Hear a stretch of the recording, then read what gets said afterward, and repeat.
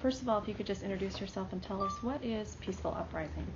Well, my name's Ashley Anderson. I'm the co-director of Peaceful Uprising, and we're a project of the International Humanities Center. It's a 501c3 nonprofit. We're a climate justice organization that's focused on empowering people who want to make a big difference in combating the root causes of climate change and the injustices that go along with them, and also to create a self-empowered movement that can actually make the world a place that is healthy and just, and a place we would want to raise our kids in. And what's your relationship to Tim's case, or how did your involvement with Mr. DeChristopher come about? Well, I started off by living in the same valley and having many mutual friends. I didn't really know Tim, but the action unleashed a wave of inspiration that went through the community, and it went actually across the country and the world. And we kind of got together and huddled up with Tim, and we realized that we had touched a nerve, that he had touched a nerve, and that we needed to find a way to harness that energy and turn it into something that could hold on to itself and sustain itself and spread, and to that sense of empowerment and that sense of the non-invincibility of the fossil fuel industry, and that the elimination of helplessness was something that we could nurture and grow, and that with that kind of attitude around the world, eventually we'd have a fighting chance at turning things around. So what kind of boots on the ground activities does that translate into? Well, we kind of follow our nose a lot of the time for different campaigns, but we do have several different campaigns. We battle root causes of climate change, including coal-fired power plants. One of our main focuses has been to network and to talk to and inspire members of the climate community that are already working into being bolder and having a more reasonable, less conventional response to less conventional methods and techniques to combating this. And Tim's action was one example of, he set his sights on doing something somehow, and then this opportunity presented itself. And we see that when people do make that commitment, and especially members of the climate justice movement, they find opportunities like that to make a big difference. So. And you use the term climate justice. Elaborate on that term a little more. I mean, what do you mean by that? Climate justice means a lot of different things to a lot of different people. Really what it means here is that the same things that are the root causes of climate change are the same things that cause injustice for social movements, for the environment, for all these different kind of things on a human level and a planetary level, and that it's all combined, and that greed and selfishness and just disregard and destructive behavior is something that, if we can combat that, we can fix the climate crisis. And the climate crisis tends to be something that would make worse any other movement or any other cause going on around the world. So by calling it climate justice, it kind of holds those two things together. So tell me a little bit about your background prior to this. Were you a member of other activist organizations and were not satisfied with the approach? You mentioned that one of the things you try to encourage is a bolder approach. Does that mean that you've obviously felt something was missing in current tactics? Oh, indeed. Yeah, I've been interested in politics and things like that for a long time, and right before Tim's action, I was working on a human rights organization. I've been more interested in human rights than environmentalism for a long time, and my task was to find the root cause of what happened with Darfur and the genocide there. So I spent 2 months working on that, and I came to the conclusion that, and I couldn't get away from it, was that climate change and resource scarcity, like lack of water and crops not growing, had triggered that catastrophe, and that heartbreaking catastrophe. And then when I found out that climate change was only presenting a small window of opportunity to combat it and to do anything about it and make a drastic change in society, I realized at that point that I knew exactly what I had to do with my life, because if we can stop things like Darfur from happening before they start, then our lives are meaningful from the moment we wake up till when we go to bed. So if Tim's case was the inspiration, and this is probably actually to both of you, is it the tipping point? Is it the tipping point? Could it be? Could it be? For more of this kind of activism? It absolutely could be. I don't think anyone would deny that something big is going on, something extraordinary right now. We've seen people power coming back into use, around the world. I mean, with in Africa and around the world, and in Wisconsin, people are starting to realize that they are stronger than these forces that are causing misery and suffering, and it's a domino effect, and things are going to get a lot bigger quickly in the near future. So, and we're happy to be playing a part of that. But is it a tipping point right now? It's going to be a tipping point one way or the other. The question is, how much of a role are we going to play, and are we going to be able to turn that into something positive and powerful?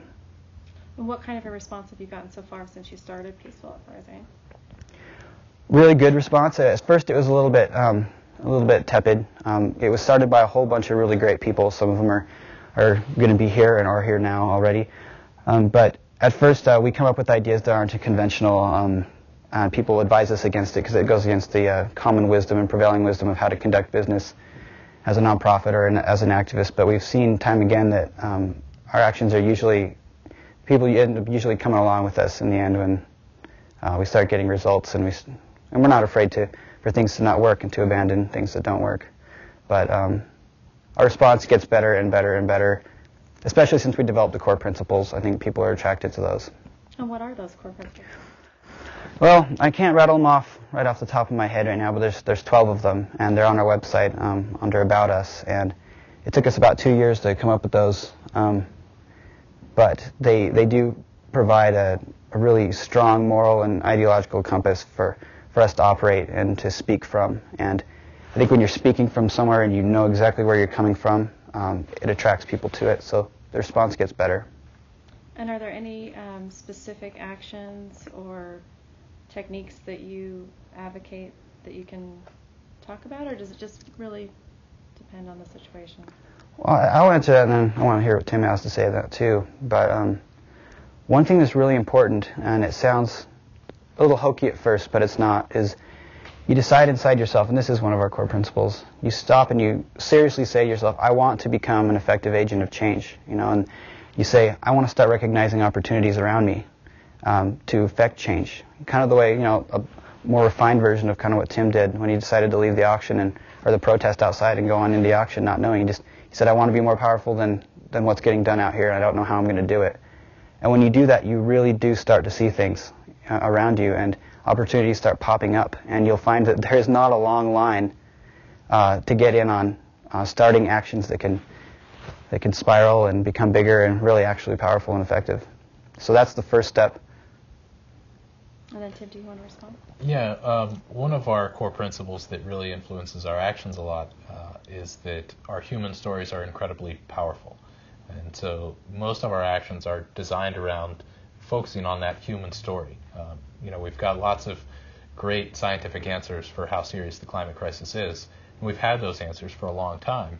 And all the people who can be motivated by the facts and figures of those scientific answers have been on board for a long time. But that turns out to be a very small segment of the population. So what we try to do through our actions is answer that question of how serious the climate crisis is with our own human story, and say, this is so serious that, I as a student, a parent, a teacher, a grandparent, whatever it may be, I'm willing to put myself on the line to actually do something about it. That's how serious it is. And we think that has a powerful impact on getting through to people. So we try to put ourselves in the way of that injustice so that we can tell that human story through our actions. So I guess this brings me to another question, which is, it depends on how that injustice is defined. How do you respond to an accusation that if you're advocating potential civil disobedience or breaking of the law, whatever the motivation, that's a dangerous, slippery slope?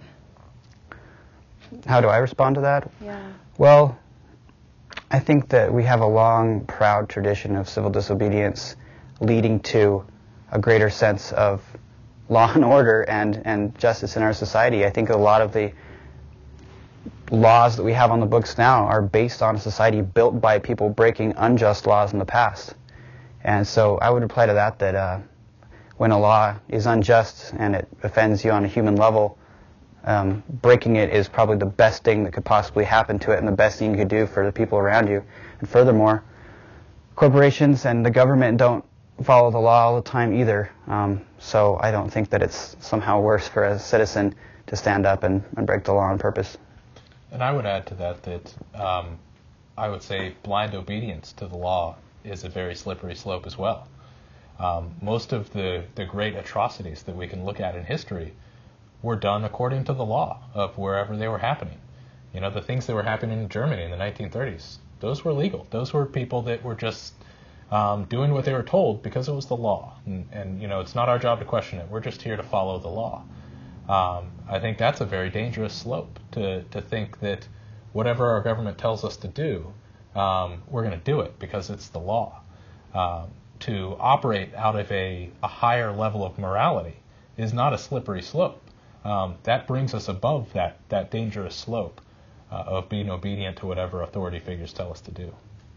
And some of these principles that you just mentioned sound similar to the necessity defense that you were actually not allowed to present. Mm-hmm. So is that principle, which is, you know, the breaking of a law justified by the fact that that was the lesser of two evils, is that something that you try to encourage or teach among members of Peaceful Uprising? Well, our first core principle is we refuse to be obedient to injustice. So that's the number one. So, yeah, it's enshrined in there. What do you have to say to that? I mean, that is something that we try to do. It's not the only thing that we do. We do legal actions as well. We work within the system when it's appropriate. But as Ashley said, we are not going to be obedient to injustice, and we're not going to follow along with the system just because it's part of what other people are doing. That we are going to operate out of that sense of morality that really values all life, and we're not going to demean that by backing down from an action just because there's personal risks. We do think that those personal risks are effective in terms of building a movement, but we're not going to get people arrested just for their own sake, or just for the sake of getting arrested. It's going to be actually standing in the way of something that's unjust. Yeah, I think it's easy to call us a group like this a civil disobedience group, but I wouldn't call us that. I would say that we're just a practical, morally guided, action-oriented group, you know, and civil disobedience just to go out and get arrested is pointless, and it's almost as pointless as getting arrested and immediately getting out, you know, so. Tell me a little bit about a recent event that you had that was called the Empowerment Summit. The Empowerment Summit grew out of a general idea that there was going to be a lot of attention, a lot of people coming into town for Tim's trial organically on their own, and we wanted to take that time and create an area where people could take their own activism to a new level and interface with people who can tell their own stories, like we were talking about earlier, tell their human stories that people can relate to and maybe resonate with, and expose people to those and give people an opportunity to kick it up a notch maybe for a potential large-scale civil disobedience type scenario or confrontation of injustice that might happen during the trial.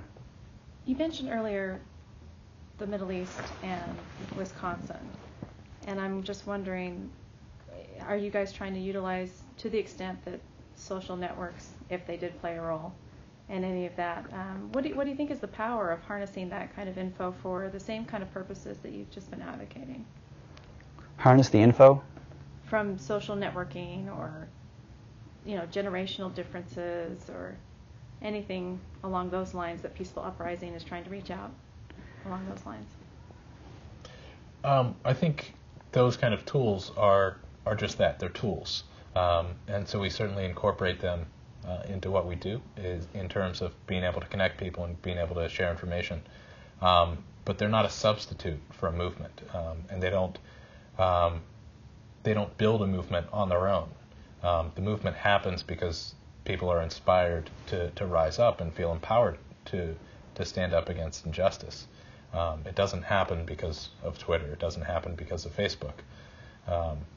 So while we might use those, we focus much more on actually inspiring people and empowering people to feel like they can be powerful as a united force. And that's where the example in the Middle East really comes in, because I think it's the first time that the young generation has really seen that kind of effective people power, and seen that an engaged, emboldened citizenry can really shape the course of their world, and there's no force that's going to stop them from doing that. And it's the first time we've seen that in a long time. You know, I was born the year that Ronald Reagan took office, and the reality throughout my lifetime has always been that corporations are powerful and people are weak, and nothing you do is going to change that. And now that paradigm's starting to shift, and people are starting to see that old paradigm isn't really true, that people can stand up and fight off these huge institutional forces.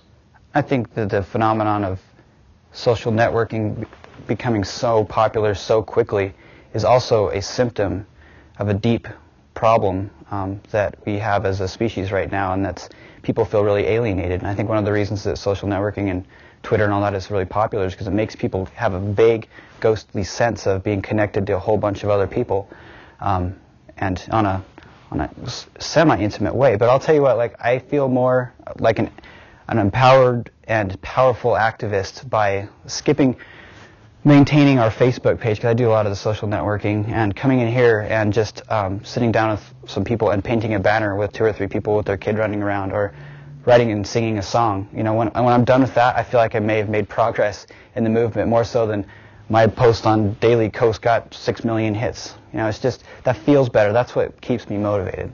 Yeah, I mean, I think, what's lacking in our movement today isn't communication, isn't a way of sharing information. It's a way of what's missing is people actually feeling empowered. And we didn't evolve to feel empowered because there's an avatar on a screen that tells us we have, 1,000 friends.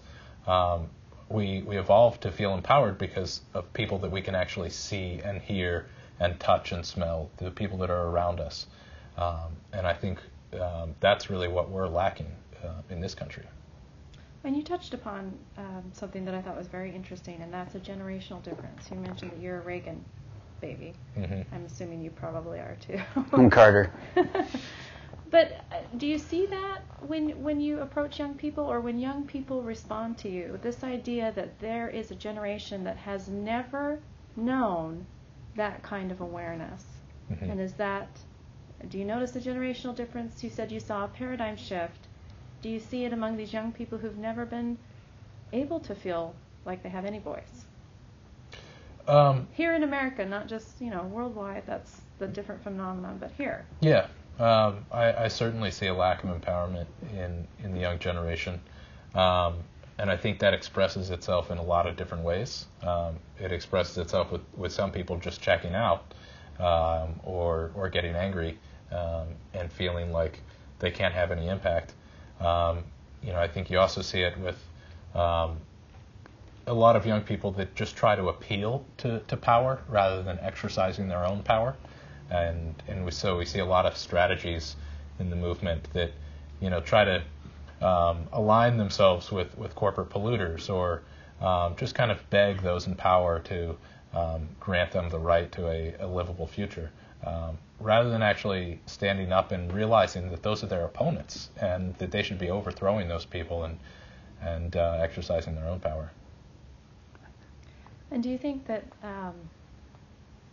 for instance, there's been some other opportunities in the past decade or so to stand up to some power, and people have, or the Iraq War protests probably being one of them, where people thought that was going to be kind of a tipping point moment, and yet it didn't seem to take off that way here, that maybe people had hoped.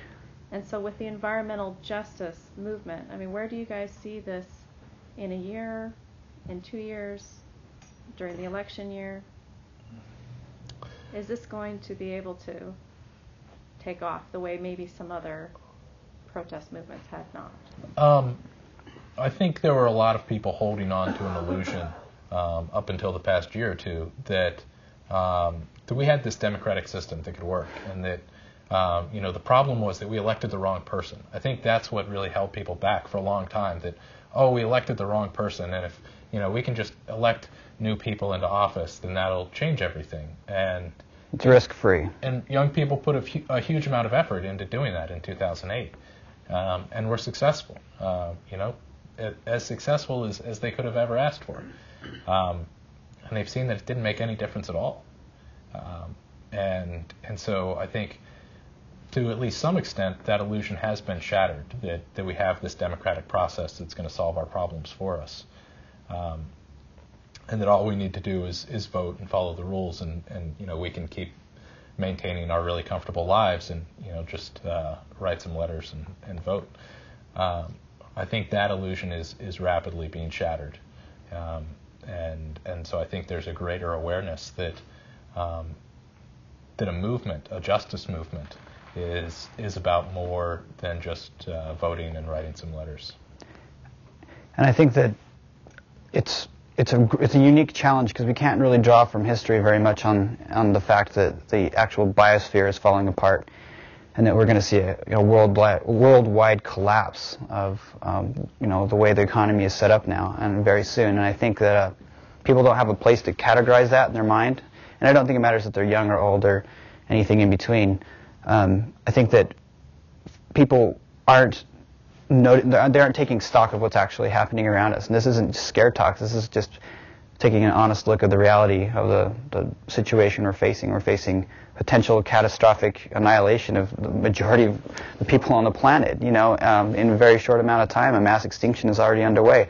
So I think that people are resisting the urge to break out of this black magic consumer culture that we've got, where you deny the scary stuff and you stay and you play the game, and you don't acknowledge the reality of the things around you. Breaking through that, and that's one of the things we try to do as Peaceful Uprising, is to say that it's not, you're not jumping off a cliff into a bunch of scary fire and horrible battle. Sure, there'll be bad times, and things will sometimes be dark, but in general, once you break through that, and once you decide inside yourself you want to lead an extraordinary life and nothing that you could compare to anyone else and that your life could be dedicated to saving life itself on the planet, people become happy. And the actual real hope's in there, I think. And Tim says this all the time, and I steal it and say it too, but you jump off the cliff and build your wings on the way down, and I think that everybody is at the edge of a cliff. Amy Dillard said that. Well, I stole it from her. He steals everything. That we're all going to have to do that because we are up against the cliff. We're going to get pushed off one way or the other, and either we're going to build our wings on the way down, or we're going to hit the ground. But hopefully, people realize that there's power and beauty in deciding beforehand that you want to make a healthy and just world come out of this collapse. Well, are you an optimist? Can we build those wings? Yes, absolutely, we can. We are building them right now. You're doing it, and I think that every effort we put into exploring this story further and reaching a little bit deeper inside to figure out what we really want out of this experience in life, and if we actually care about other people more than ourselves and acknowledge that we're part of something bigger and more powerful, we get closer and closer to a hopeful outcome. It's not inevitable, but we have a really good chance if we just take it. So Tim, his case is going to be sentenced soon. Where does Peaceful Uprising go within the next few months? Like, what new events, or where do you guys go now that this has kind of concluded a huge part, which is the trial? Well, it's not concluded, and there's still sentencing. And the question is, where don't we go? I mean, there's a big, empty, open field of opportunity to keep this movement going and nurture things, but like I said, we're going to follow our guts, and I think this summer it's time to really make sure we drive the message home that people are no longer represented by their government. Tim's case illustrates that, and I think once people realize they don't have power right now anymore, and they start trying to get it back, and when they realize how hard that's going to be, maybe we'll break through that barrier we talked about, where people actually realize the direness of our situation and start responding in a far more powerful way. What do you think? Well, I mean, literally one of the places we're going from here is Power Shift, the youth climate movement mobilization that's happening in the middle of April. Peaceful Uprising will be there, and it was one of the earliest things we did as an organization when we first started. Went to Power Shift 2 years ago, and we were there as a young and inexperienced group just to kind of figure out what was going on.